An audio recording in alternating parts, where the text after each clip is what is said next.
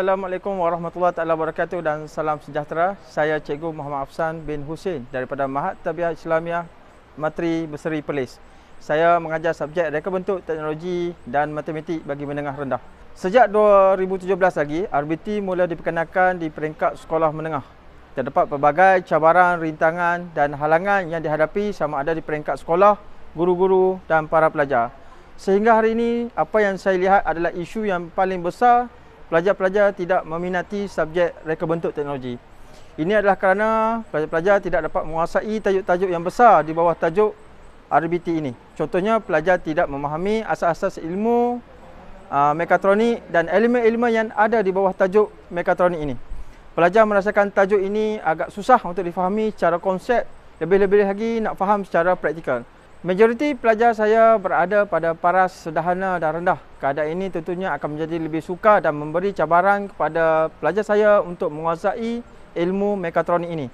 Selama beberapa tahun kebelakangan ini, saya cuba mencari satu inovasi, kaedah bagaimana pelajar saya dapat memahami dan menguasai tajuk-tajuk mekatronik ini dengan lebih baik dan mampu mencipta pelbagai produk-produk berteknologi secara kreatif dan inovatif.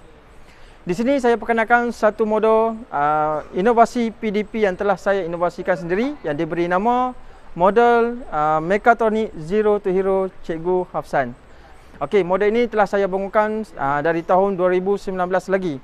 Dalam tempoh tersebut saya telah membuat kajian, uji dan secara try and error terhadap keberkesanan, kemampuan, kefahaman dan penguasaan ilmu mekatronik ini kepada pelajar saya.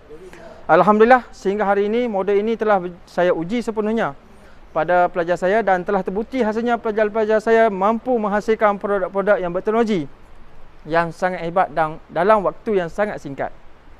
Antara objektif modul inovasi mekatronik Zero to Hero Cikgu Hafsan ini ialah yang pertama, pelajar mampu memahami elemen-elemen mekatronik seperti elemen elektrik, elemen elektronik, elemen kawalan dan pengaturcaraan serta elemen mekanikal secara teori dan praktikal. Objektif yang kedua ialah di mana pelajar saya mampu membangunkan model-model secara simulasi dan secara prototipe secara sempurna. Objektif yang ketiga adalah pelajar saya mampu memahami dan menguasai bahasa pengaturcaraan dan memberi arahan kepada papan mikro penggawal untuk membangunkan sesuatu projek yang berteknologi. Dan objektif yang keempat adalah pelajar saya mampu mengenal pasti punca-punca kegagalan yang biasa dilakukan pada penyambungan litar. Dan di akhir sekali, pelajar saya mampu secara kreatif dan inovatif menghasilkan produk-produk yang berteknologi.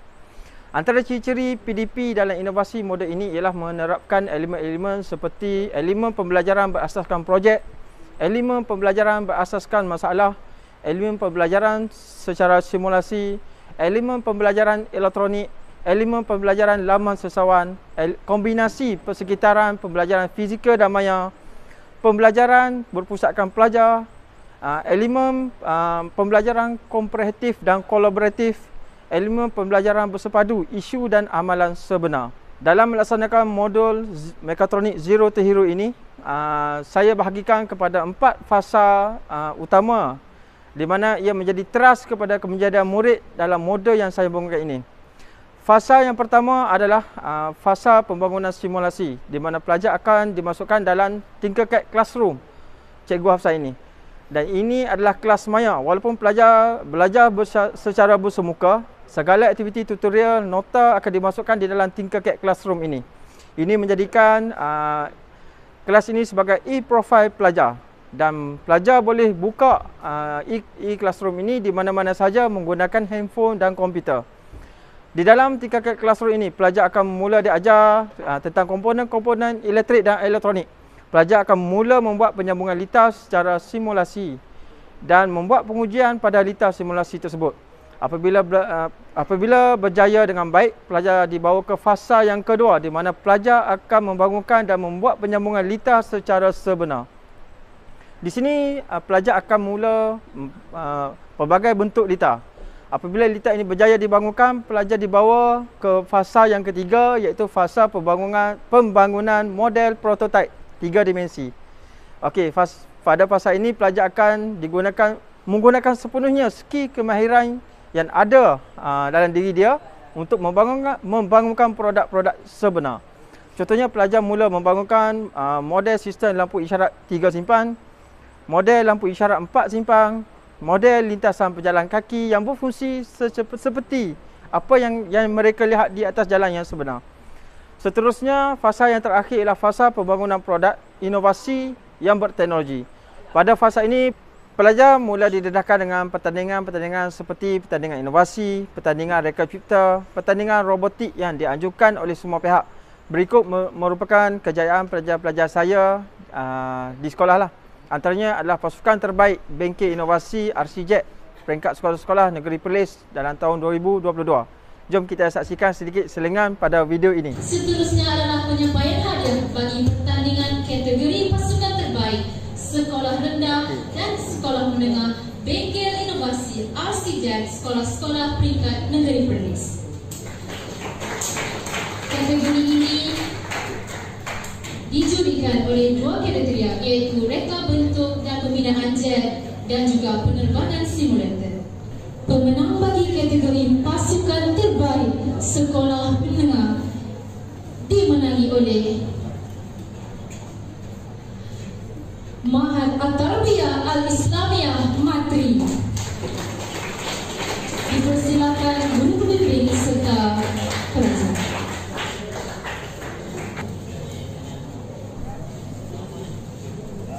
Okey, kehebatan pelajar saya, hasil dia.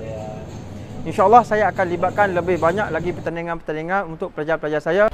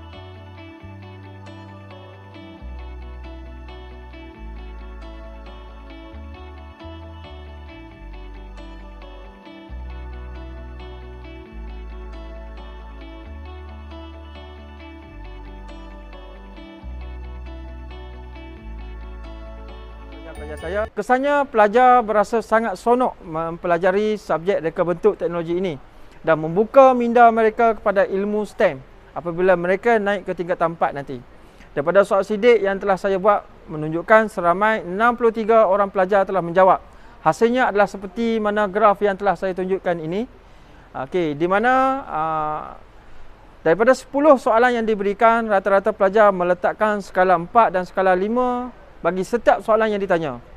Di mana soalan-soalan ini meliputi pada tahap kefahaman, kemampuan pelajar, perasaan pelajar, keyakinan diri pelajar, kepuasan pelajar melaksanakan modul ini.